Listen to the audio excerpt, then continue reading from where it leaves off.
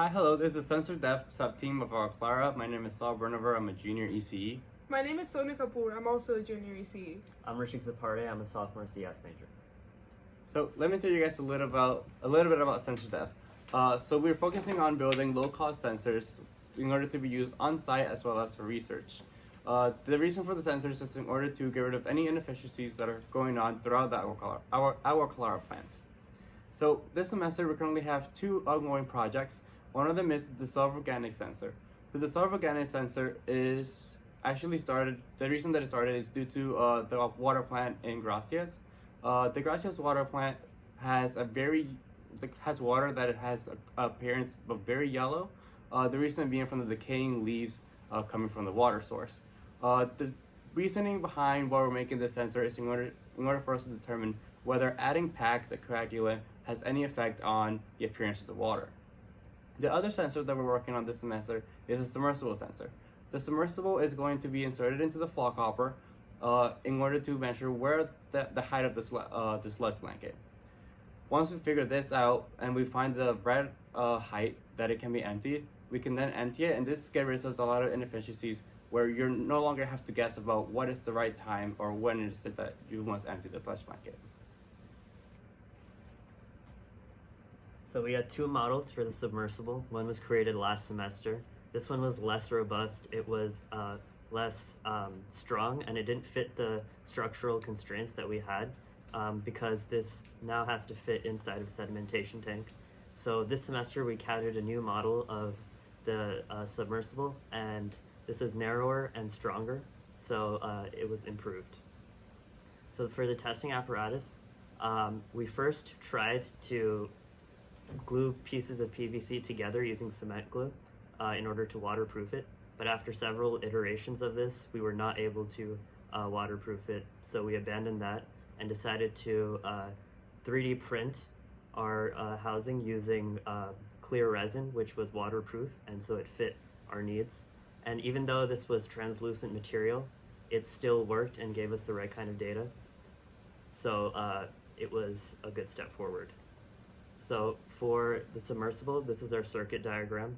We used an Arduino setup to collect data, and this is our sensor circuit as well as the LED circuit where we used a resistance of 510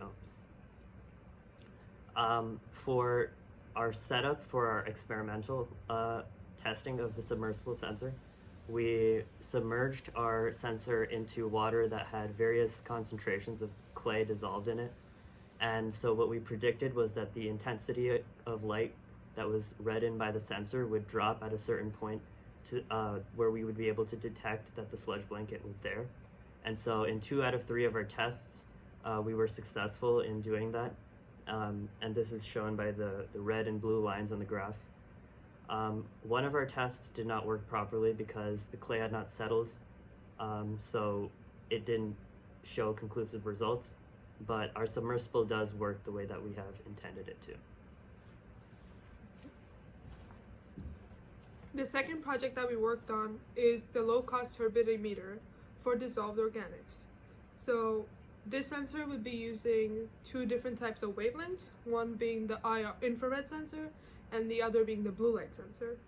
And the blue light sensor basically measures the amount of organic matter present, and the infrared sensor would be measuring the turbidity in general.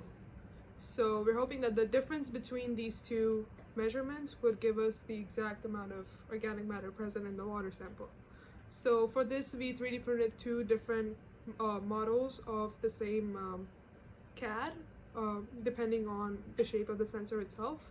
The picture on the left is just the lid of this housing.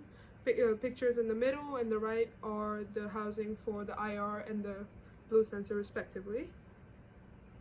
So for the IR sensor, we have the source on one side, water sample, and then we have 2 sensors, one straight across and one at 90 degrees from the light source itself.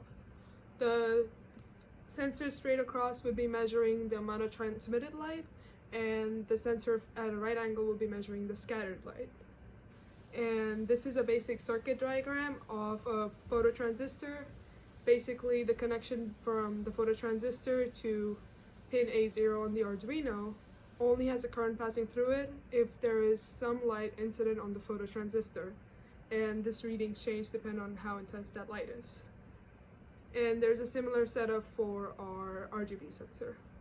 And then this is a basic testing apparatus of our system. We have the IR source on one side, the IR sensor on the other side, and then we can just stick in vials of different water samples. So we tried clean water, we tried water with some soil in it, and basically we also closed down the other two holes because there's holes on all four sides of the housing. And this testing apparatus only tests the amount of transmitted light, and in the future we'll work with scattered light as well. So we were hoping to get different intensities, of course, and we were hoping that the intensity of light would decrease as the turbidity of the water increases.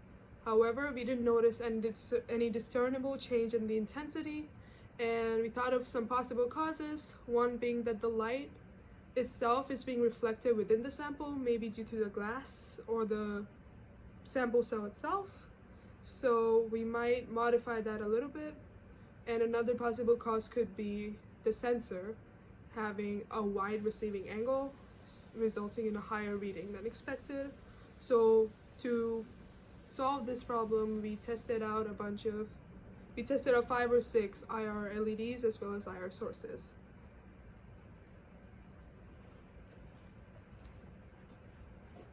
So for our future tasks, in regards to the submersible project, we want to build an independent design that will not require a computer in order to interpret the data. We also want to find what is the best possible way to insert the submersible sensor into the flock hopper. There is speculations that perhaps going through the sedimentation tanks is a possibility, as well as for future plants having a hole automatically above the flock hopper. It is also important for the future to set up a threshold in order to signify what intensity change matches with the sludge blanket being reached. For the dissolved organic sensor, something to for the future is to test out the theories that Sun described for the RGB and IR sensor, as well as testing the scatter lights by placing the sensors in the right angle from the source. Okay, thank you so much, and please feel free to reach out with any questions.